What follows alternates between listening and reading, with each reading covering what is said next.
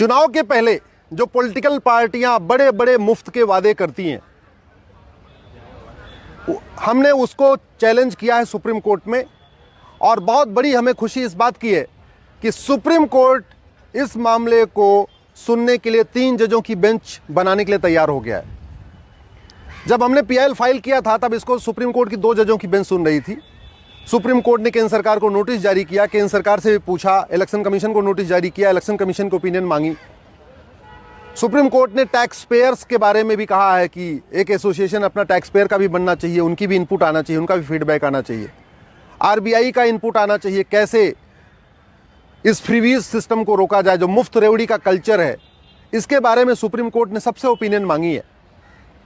Supreme court ने मुफ्तखोरी रोकने के लिए आरबीआई की ओपिनियन मांगी है, फाइनेंस कमीशन को ओपिनियन मांगी है, इलेक्शन कमीशन को ओपिनियन मांगी है, केंद्र सरकार की ओपिनियन मांगी है। इसके अलावा सुप्रीम कोर्ट का कहना है कि टैक्स पेयर का भी अपना एक एसोसिएशन होना चाहिए, चूँकि ये पूरा देश करदाताओं के पैसे से चलता है। तो टैक्स पेयर का पैसा कैसे यूज होना चाहिए, कहाँ रोकना चाहिए, क्या टैक्स पेयर का पैसा मुफ्तखोरी में खर्च करना चाहिए, रेवड़ी बांटने में खर्च करना चाहिए, इसलिए टैक्स पेयर्स की भी ओपिनियन आनी चाहिए। क्वेश्चन ऑफ लॉ फ्रेम हो चुका है, मामला 3 जजों की बेंच को रेफर हो गया है, लेकिन 3 जजों की बेंच बनी नहीं थी। 3 जजों की बेंच को यह मामला पिछले साल अगस्त में चला गया था, लेकिन उसके बाद सुनवाई नहीं हो पाई थी, बेंच नहीं बनी। आज मैंने सुप्रीम कोर्ट चीफ जस्टिस साहब से रिक्वेस्ट किया है कि मामला बहुत ही महत्वपूर्ण है, कृपया आप 3 जजों की बेंच बनाइए। और चीफ जस्टिस ऑफ इंडिया ने बोला हम इस पर 3 जजों की बेंच बनाएंगे, इस पर सुनवाई करेंगे। मैंने अपने पीआईएल में यही कहा है कि 70 लाख करोड़ रुपए का कर्जा तो राज्यों के ऊपर है, राज्यों के ऊपर 70 लाख करोड़ का कर्जा है। कोई ऐसी राज्य सरकार नहीं है भारत में जो कर्जे में नहीं है। इवन सबसे ज्यादा ढोल पीटने वाली दिल्ली की सरकार, केजरीवाल की सरकार, यह भी 55,000 करोड़ के कर्जे में है। 55,000 करोड़ का कर्जा तो दिल्ली के ऊपर है, 3 लाख करोड़ का कर्जा पंजाब के ऊपर है, बिहार के ऊपर भी 3 लाख करोड़ का कर्जा है, लगभग 3 लाख करोड़ का कर्जा केरल के ऊपर है, उत्तर प्रदेश में 6 लाख करोड़ का कर्जा है। तो भारत की ऐसी कोई सरकार नहीं है जिसके ऊपर 50,000 करोड़ या 1 लाख करोड़ या 2 लाख करोड़ 3 लाख करोड़ का कर्जा नहीं है। टोटल कर्जा 70 लाख करोड़ का हो गया है राज्यों के ऊपर। लगभग 80 लाख करोड़ का कर्जा केंद्र के ऊपर है। तो अगर पूरा देखें तो भारत इस समय 150 लाख करोड़ के कर्जे में है, 150 लाख करोड़ के कर्जे में। ये जितना डेवलपमेंट हो रहा है ये सब कुछ अपने पैसे से नहीं हो रहा है, उधारी ले लेके हो रहा है। राज्य सरकार केंद्र सरकार से उधारी लेती है, केंद्र सरकार वर्ल्ड बैंक से उधारी लेती है, केंद्र सरकार फला से उधारी लेती है, अलग अलग उधारी लेके काम चल रहा है। तो मैंने सुप्रीम कोर्ट से ही निवेदन किया कि अगर अपने पास पैसा ना हो, उधारी लिया जाए, तो उधारी लेके कभी हलवा पूड़ी नहीं खाते। उधारी करके तो सिंपल रोटी चावल दाल रोटी सब्जी खाया जाता है।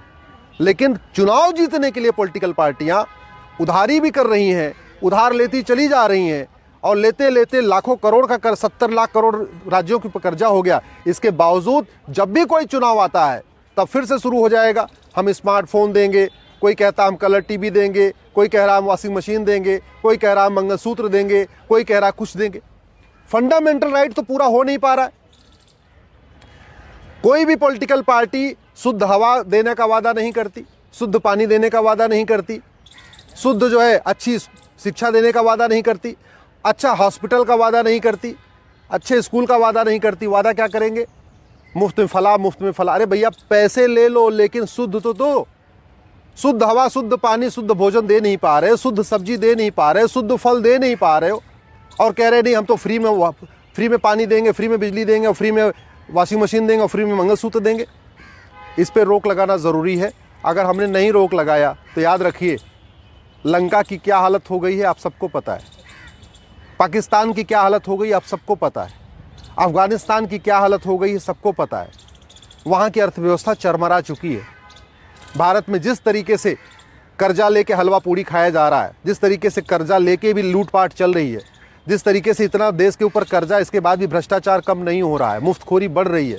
इस पर अगर रोक नहीं लगाया गया आने वाले टाइम में हमारी इकोनॉमी भी कोलैप्स हो जाएगी।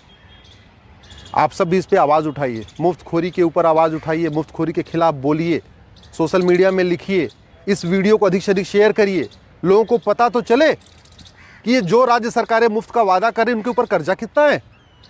दिल्ली जहां मात्र 2 करोड़ की जनसंख्या है, खूब टैक्स भी आ रहा है, खूब लोग टैक्स भी दे रहे हैं, उसके ऊपर भी 55,000 करोड़ का कर्जा है दिल्ली जैसे राज्य के ऊपर। यूपी, बिहार, बंगाल की तो आप बहुत पीछे छोड़ दीजिए।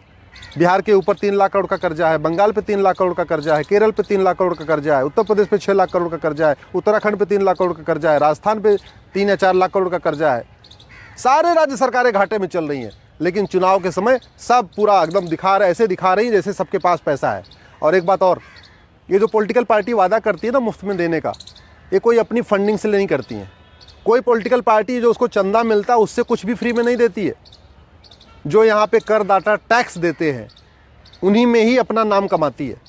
तो पैसा करदाताओं का और नाम कमाती हैं पॉलिटिकल पार्टियाँ। पैसा करदाताओं का और नाम कमाते हैं नेता कि मैंने ये दे दिया, मैंने ये दे दिया, मैंने ये दे दिया। भाई कोई भी नेता अपने जेब से कोई 1 रुपये खर्च करता है क्या? कोई पॉलिटिकल पार्टी अपने जेब से 1 रुपये खर्च करती है क्या? पैसा किसका है? हमारा और आपका। तो हमारा आपका पैसा सही से उपयोग हो, सही जगह उपयोग हो, उसका दुरुपयोग ना हो, मुफ्त रेवड़ी में उसका दुरुपयोग ना हो, इसके खिलाफ आवाज़ उठाइए।